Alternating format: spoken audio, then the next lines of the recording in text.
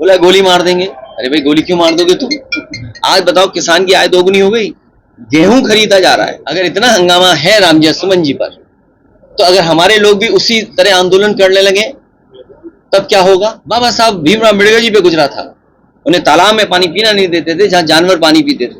मुसलमान अगर आक्रमणकारी हुए, आक्रमण किए तो हिंदू देवी देवता कहाँ से? काफी इसमें नहीं, देखिए ये जमाना और समय ऐसा है, कोई बात अगर आप कह देंगे उसके मायने निकाले जाएंगे। अभी जो हंगामा हुआ, जिस तरह से आंदोलन हुआ और जिस तरह से ये लोग कह रहे थे कि हम संविधान से देश को चलाते हैं, हम बाबा साहब भीमराव अम्बेडकर जी पे मैराथन करा रहे थे। अभी लखनऊ में पता होगा मैराथन हुआ बाबा साहब के नाम पर पूरे प्रदेश में सांस्कृतिक कार्यक्रम सरकार ने कराई। सरकार ये बताए, अगर उनके 400 एमपी जीत गए होते तो मैं आपको दावे के साथ कह सकता हूं, ये जो नंगी तलवारें निकली हैं और ये राइफलें निकली हैं और जो गाली गलौज हुआ है, ये सड़कों पे दिखाई देता। कोई सड़क गली नहीं सुनी बस्ती जहां पर ये इस तरह का व्यवहार ना हो रहा होता। तो किस भावना से कौन क्या कह रहा है इस बारे में मैं नहीं पढ़ना चाहता हूं, लेकिन बीजेपी के इस कार्यक्रम की वजह से हमें हिटलर का ट्रूपर याद आ गया। हिटलर के जमाने में हिटलर वर्दी पहना करके अपने पॉलिटिकल कार्यकर्ताओं को रखता था, जिससे कभी किसी पॉलिटिकल पार्टी से बदला लेना हो, किसी की पिटाई करवानी हो, तो वो पुलिस की वर्दी में रहते थे। ये जो सेना है ना दिखाई दे रही है, सब बीजेपी के ट्रूपर्स हैं। ये गलती मत करना, ट्रूपर्स हैं, ये सब बीजेपी के ट्रूपर्स हैं। इसलिए जो जिन परिस्थितियों में हमें राजनीति करनी है, क्या बोलना है, किस तरह बोलना है, उस बोलने की कितनी सच्चाई है, क्योंकि हम बीजेपी से नहीं लड़ सकते हैं। अब आप सोशल मीडिया के प्लेटफॉर्म देखिए, हमें क्या क्या बना दिया उन्होंने। कई हजार करोड़ रुपए खर्च कर रहे हैं, हालांकि सभी चैनल अखबार हैं, ये बुरा मान जाएंगे तक वाले, लेकिन दैनिक भास्कर ने बड़ा काम तो किया। सोचो, बड़ा काम किया, उन तमाम लोगों को एक्सपोज कर दिया। सोचो अब एक्सपोज हो गए, वो जब घर परिवार में बैठते होंगे उनकी कैसी गुजरती होगी। उन घर परिवार और समाज में जब उनकी बात जा रही है तो उनको कैसा लग रहा होगा। सोचिए आप, उनके सामने क्या गुजर रही होगी कि पैसा लेकर के आप कांग्रेस के लीडर्स को बदनाम कर रहे हो, समाजवादी पार्टी को बदनाम कर रहे हो। और जो बात चली थी दिल्ली से, अगर इतना हंगामा है रामजी सुमन जी पर, तो अगर हमारे लोग भी उसी तरह आंदोलन करने लगे तब क्या होगा? क्या दिल्ली की मुख्यमंत्री की जो भाषा थी, क्या सभ्य भाषा थी? क्या कभी हम लोगों ने इस तरह का किसी के लिए कहा हो? फिर हमारा घर गंगा जल से धुलवाया। सोचो, चलो मैं तो बुरा नहीं मान रहा हूं क्योंकि राजनीति में हूं, लेकिन जो हमारी आने वाली पीढ़ी है उस पर क्या गुजरती होगी? आप में से बताओ कि अगर आपका घर हो, हम गंगा जल से धुलवा दें तो क्या गुजरेगी आप पर? ये वही समझ सकता है जिसके ऊपर गुजरी हो। बाबा साहब भीमराव अम्बेडकर जी पे गुजरा था, उन्हें तालाब में पानी पीना नहीं देते थे जहां जानवर पानी पीते थे। उन्हें कक्षा में जो भेदभाव होता था उनका, और तमाम हमारे दलित समाज के लोग हैं वो जानते होंगे उनसे क्या क्या नहीं गुजरी। उनको छू देते थे तो नहाना पड़ता था, परछाई न पड़ जाए, कुछ मटका बांधते थे। तो ये बुराइयां समाज की थी। तमाम लोग हैं जो बुराइयों से दूर भागना चाहते हैं, बुराइयां उन्हीं की वजह से हैं ये, इसलिए हमें और आपको राजनीति में दूसरी जगह उलझा रहे हैं। आज बताओ किसान की आय दोगुनी हो गई, गेहूं खरीदा जा रहा है। सरकार ये कह रही है इस रेट से ज्यादा नहीं खरीद सकते प्राइवेट लोग। क्यों नहीं खरीद सकते? क्योंकि सरकार कंपटीशन नहीं होने देना चाहती है। अगर कंपटीशन होगा तो आड़तिया महंगा खरीदेंगे गेहूं।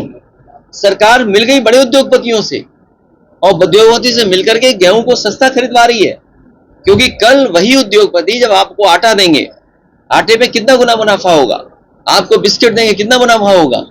2-2, 3-3 बड़ी कंपनियों को लाभ पहुंचाने के लिए गेहूं महंगा नहीं बिकने दे रही सरकार। सोचो, कहीं दुनिया में ऐसा देखा होगा कि सरकार पाबंदी लगाती हो? मैं तो कहूंगा आज तक वालों से इस पे स्टोरी करें, इन्हें करना चाहिए। इनको प्रवक्ता नहीं बनना चाहिए बीजेपी का, ये रिपोर्टर रहना चाहिए इन्हें। बताओ, महाकुंभ में झूठ बोला नहीं बोला, कितने लोगों की जान चली गई। जो जान गई है गिनती नहीं बता पा रहे, नाम नहीं बता पा रहे, और 1000 के लगभग हिंदू गए में श्रद्धालु, और जो आने जाने में जो मरे हैं, जो जान गई है, उसकी भी गिनती नहीं बता रहे।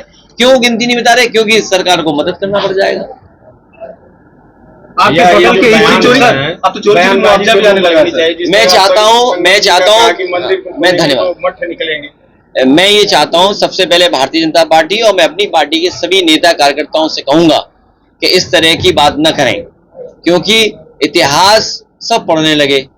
हालांकि ये बात जैसे आप हो, क्योंकि मैं चैनल के सामने बोल रहा हूं, अगर कोई बात ऐसी कह दूं मैं, उससे हमारे खिलाफ भी आंदोलन हो जाएगा। हालांकि हुआ अभी, बोला गोली मार देंगे। अरे भाई गोली क्यों मार दोगे तुम? यही तो था ना, गोली मार देंगे।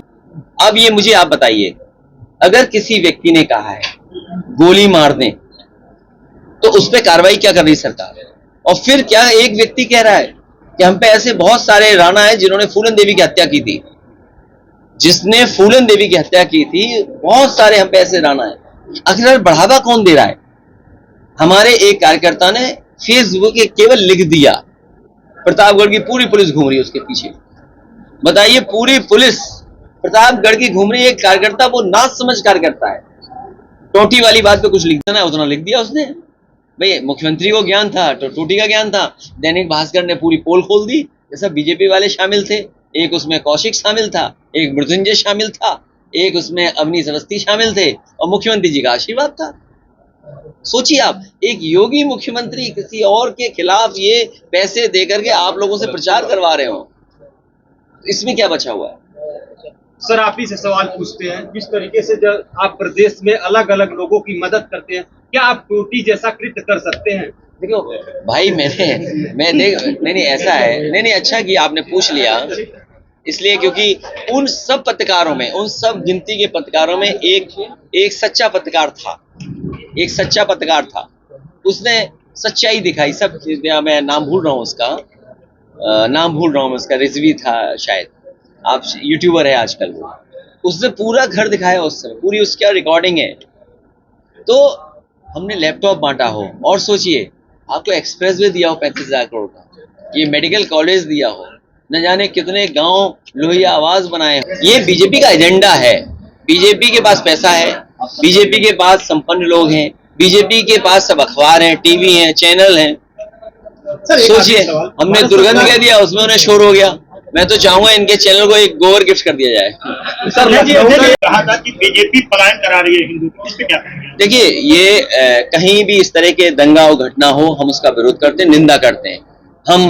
हमें उम्मीद है वहां पर जो लोग शामिल थे उनके खिलाफ तो कार्रवाई होगी, और जो आम जनमानस है वो कभी इसमें हिस्सा नहीं ले सकते। अच्छा, आप कहेंगे रामजी लाल सुमन जी ने कहा था कि 19 अप्रैल को राष्ट्रीय अध्यक्ष जी आ रहे हैं और मैदान तैयार है दो हाथ करने के लिए। देखिए, मैं आपके सामने सबको कह रहा हूँ, मैं इस व्यवहार का नहीं हूँ। खेल तो खेल सकते हैं, जैसे आईएएस के साथ, आईएएस लोगों के साथ क्रिकेट खेलते थे हम लोग। अच्छा जी, हम अपने बाबा साहब भीमराव अम्बेडकर जी के संविधान पर भरोसा रखते हैं। हमें कोई भीड़ नहीं इकट्ठी करनी है, हमें कोई ताकत का एहसास नहीं दिलाना है। अरे जब से बीजेपी हारी है, जनता ने उन्हें दिखा दिया लोकतंत्र में ताकत क्या है वोट की। कोई सोच सकता था कि ऐसे बड़े बड़े लोग बीजेपी के हार जाएंगे? आज जनता ने हमें सबसे ज्यादा सीटें जिताई हैं, नंबर 1 की पार्टी बनाया है, देश में नंबर 3 की पार्टी है। इसलिए हमें दो हाथ नहीं करना है, हमें अपना सहारा लेना है संविधान का। संविधान हमारी ढाल है। अगर कोई भी व्यवहार और कानून तोड़ेगा, उसके लिए वर्दी वाले अपनी लाठी लेके रखेंगे। वही पुलिस वाले लोग जो आज उनके साथ खड़े थे, जब कानून का राज होगा, सामाजिक न्याय के राज की स्थापना होगी, तो जो लोग कानून तोड़ रहे होंगे उन्हें कानून ही सजा देगा।